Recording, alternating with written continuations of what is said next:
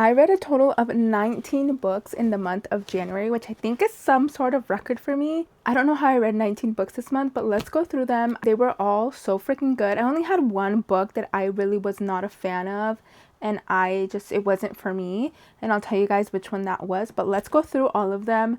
It was such a good reading month for me, and I just hope to continue this momentum because a lot of these were arcs and a lot of these were books that were sent to me. So let's go through them. Let's get started. I started January with Only on Game Day by Kristen Callahan.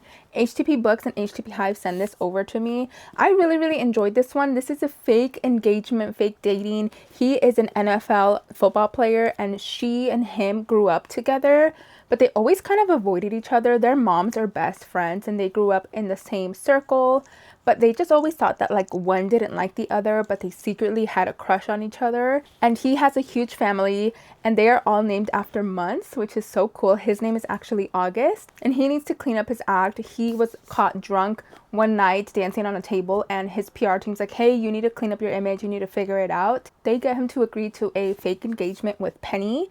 I love the sense of family that they have. He has a ton of siblings. There's twins and they're all named after months, and I just love this found family. While the main female character is an only child, so she was his sister's best friend growing up. So it was just really cute. Highly recommend if you're looking for a sports romance, fake dating. She rides a motorcycle, which he totally finds so hot. So I really enjoyed this one. Next up, I did The Lies of Lena by Kylie Snow, and I did this on audio. I had already started reading it a couple months ago back last year, but I didn't finish it.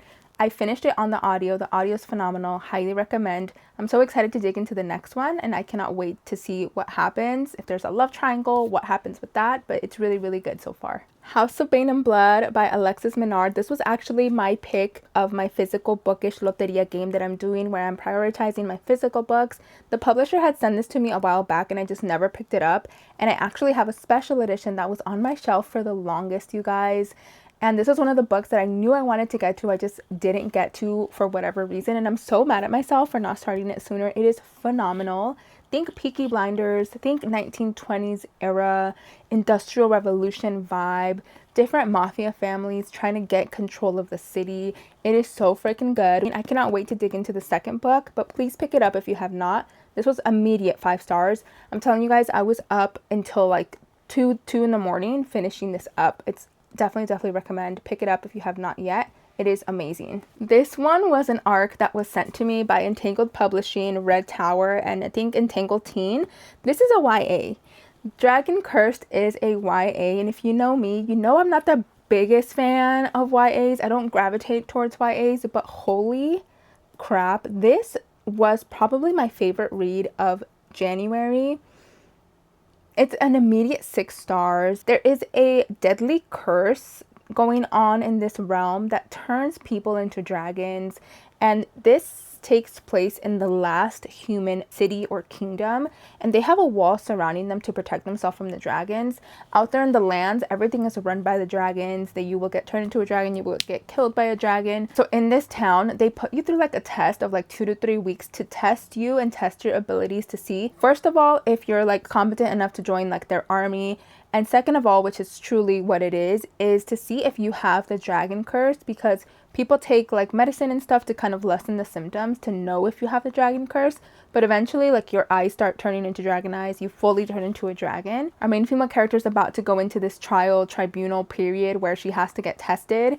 And it is so good, you guys. Like, I do not want to give anything away. Please pick it up. Thank you so much, Entangled and Team, for sending this over to me. This has become my favorite read of January, probably of the year. Fantasy, but unlike any other story I've heard before, you guys, pick up Dragon Cursed. It just got picked up to be, I think, a movie or a TV show. I'm not sure, but you guys, read it. I then mixed it up with Tanner, which is a small town billionaire romance. This one was really good and interesting.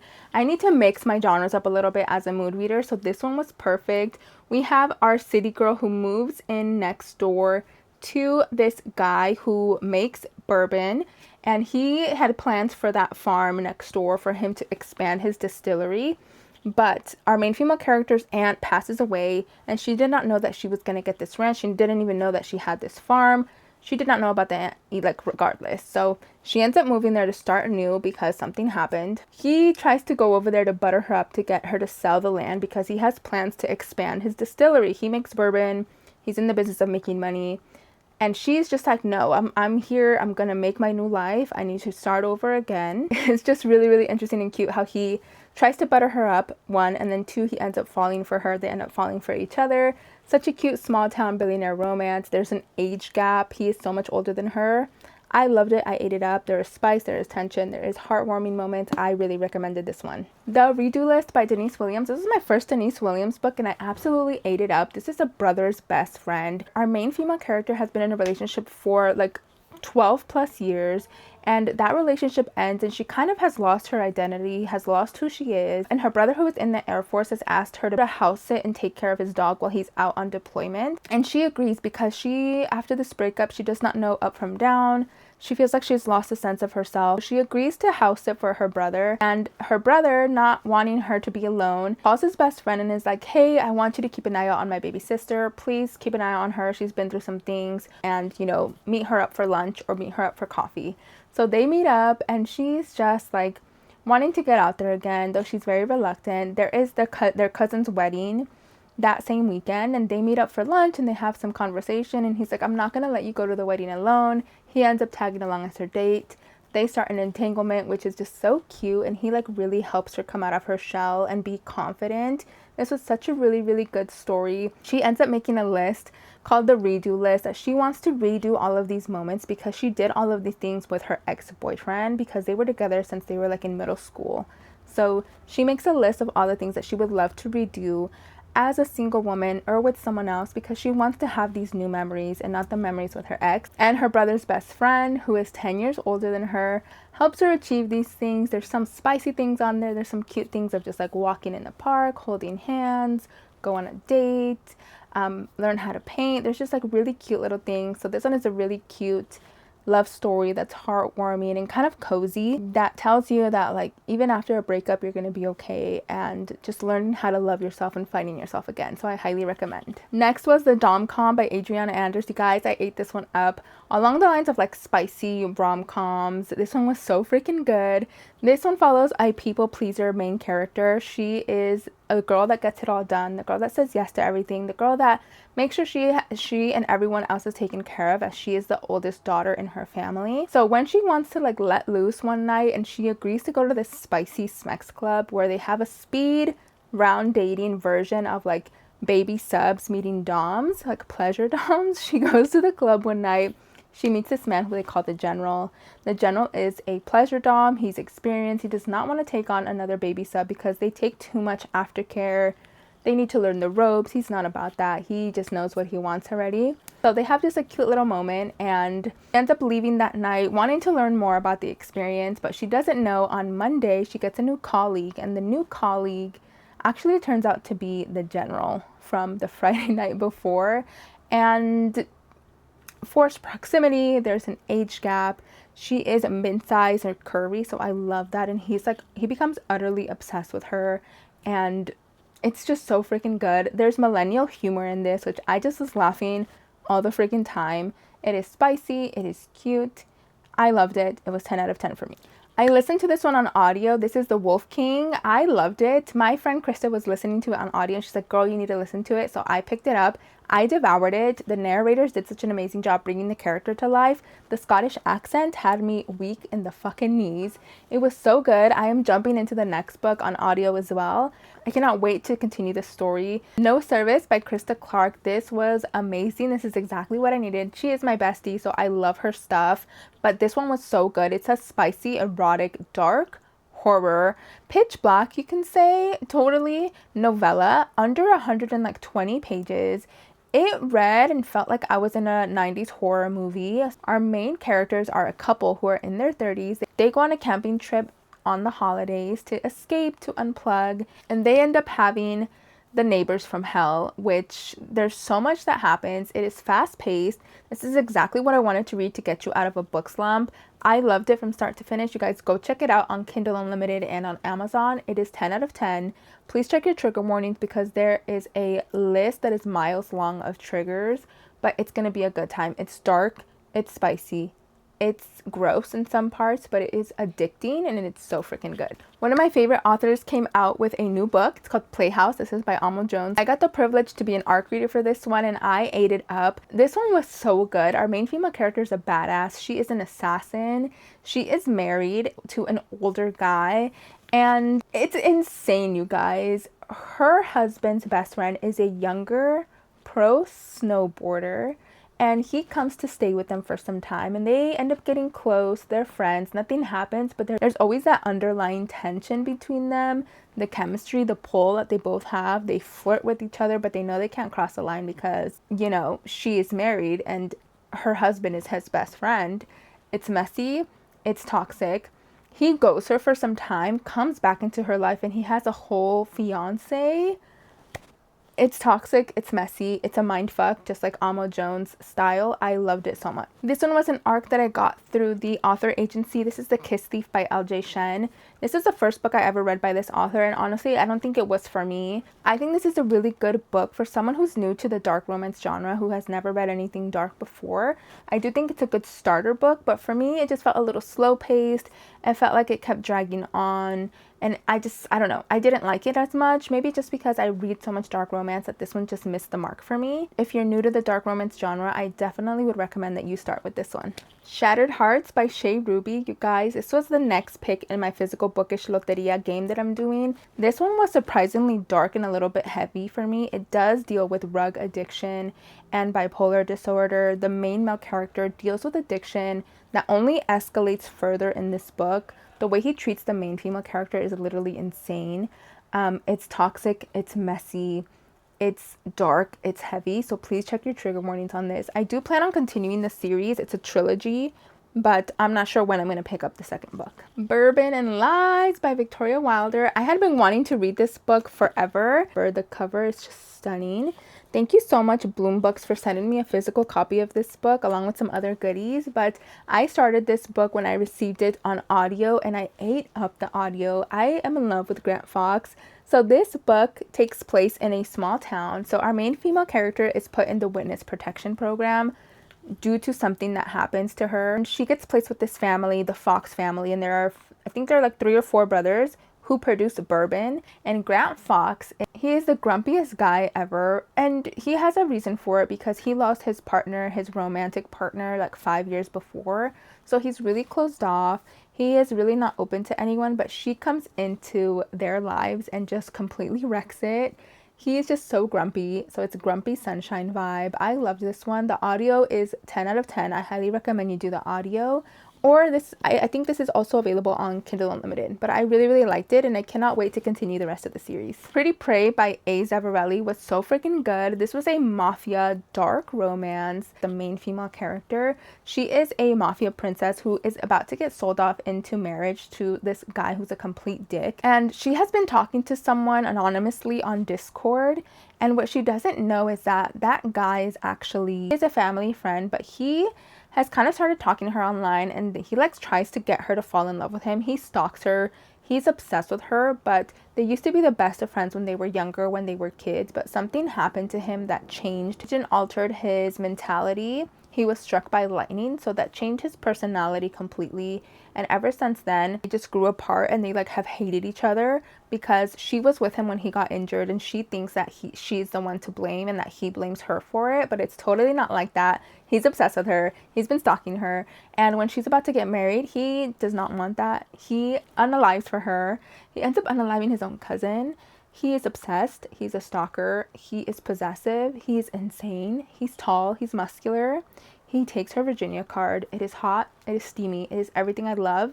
You guys need to read it. It's so good. Say So by BB Reed. I am on BB Reed's influencer team. And this is the first book I read by BB Reed. It was messy, but so good. I cannot put it down, you guys.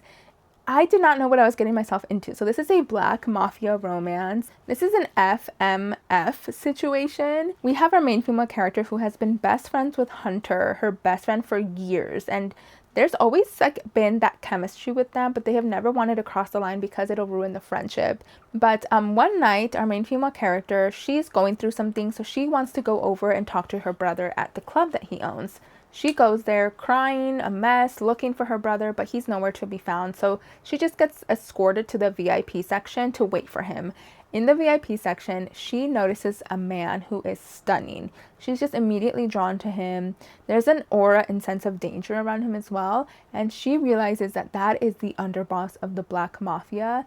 And she knows to stay away from him, but something just captivates her. So they don't end up talking or anything at all, but she ends up coming back to the club for 2 years in hopes that he's going to notice her or like he's going to go up to her or something, but he never does, okay?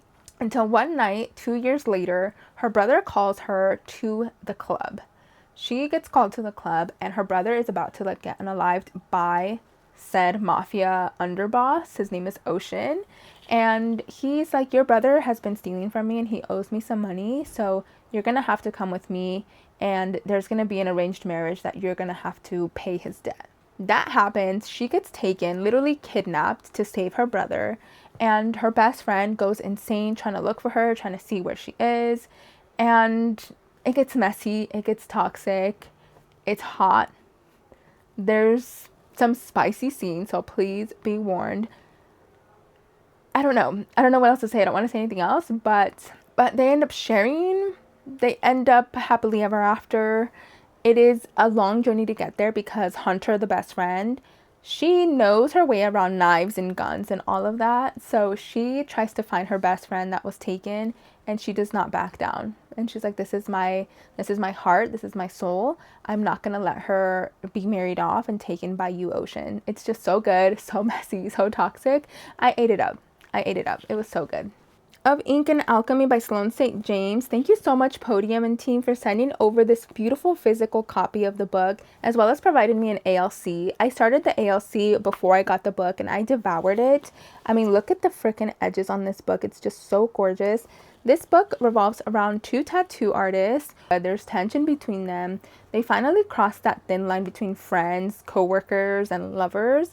But they have a situation where there's like a stalker. So there's like an underlying stalker plot. It's really good. I did not guess who that stalker was. So there's like an underlying suspense plot. Really, really good. Hot. I loved the audio. If you guys do pick up Of Ink and Alchemy, this comes out February 3rd. I recommend the audiobook because you need to be blessed by Logan. Books were sent to me by Sourcebooks Casa, and I'm so thankful for because this is also another toxic, messy situation. I first read the first book, Let the Games Begin. These are by Kira Shell. These are actually Wattpad books that got picked up and traditionally published. And then book 2, which is A Dangerous Game. This story, you guys, is insane. It's a trilogy, but we meet Celine. Celine and her father have been estranged for years, but her mom is asking her, please go live with him for a little bit. I want you guys to repair your relationship. Please, for me, do it for me. So Celine agrees. She goes to her dad's house in New York, and her dad has a new girlfriend. The girlfriend has 2 sons and a daughter. The problem is that the oldest son is hot. He's tall. He's broody. He's muscular. And she tries to stay away from him. She really does, because she has a boyfriend back at home. But this guy looks like sex on legs. He is a player. He brings women at all hours of the night, but she notices one thing, that they are only blondes and she is a redhead. So book 1, you feel the tension between them. You feel it growing when one night they both get drunk and they end up sleeping together. She was a Virginia and he ends up taking her Virginia card, and he freaks out because he did not know, and he would have never let that line cross between them if he did know. And you guys, it's just toxic. It's messy. The main male character, Neil, he is an asshole. He treats her like crap. And because he is hurt himself, he was abused when he was a child by an older woman who was supposed to take care of him. So he's dealing with that emotional baggage that he never really dealt with. That's why he is very, very hyperactive sexually, because he does not know how to control her. He has not dealt with those feelings. He has a lot of smacks. He uses women to feel this need, but then feels disgusting afterwards. And Celine thinks that she can fix him. It's toxic. It's messy. He treats her like crap. I'm hooked. It's like a car crash where I can't look away. You know what I mean? So these are phenomenal. Thank you so much, Sourcebooks Casa. I cannot wait to read the next and last book. I am hooked. There's also like some secret stalker that's trying to unalive them and their family. and they have a vendetta underneath, like they have a vendetta against Neil, which is the brother. So yeah, we're gonna see where this ends up going, but I'm hooked. I cannot stop reading these. And I round up January reading Wicked Altar by Jen Henry. This is an Irish dark mafia arranged marriage. Under three, I think a little over 300 pages. It is exactly what I look for in a mafia. It's not super dark. There's spice, fast paced. There's an underlying plot of like there's a traitor, there's a rat in the family. I ate this one up and I got this one through Valentine PR, so thank you so much. And that was all of the books that I read this month. It was a lot. I feel like I can't even talk anymore. I read 19 books. I'm currently reading Megan Quinn's Just for the Cameras and I'm loving it. I'm doing the audio. And yeah, I hope February is just as amazing because this month was stacked with books. I'll catch you guys in the next video.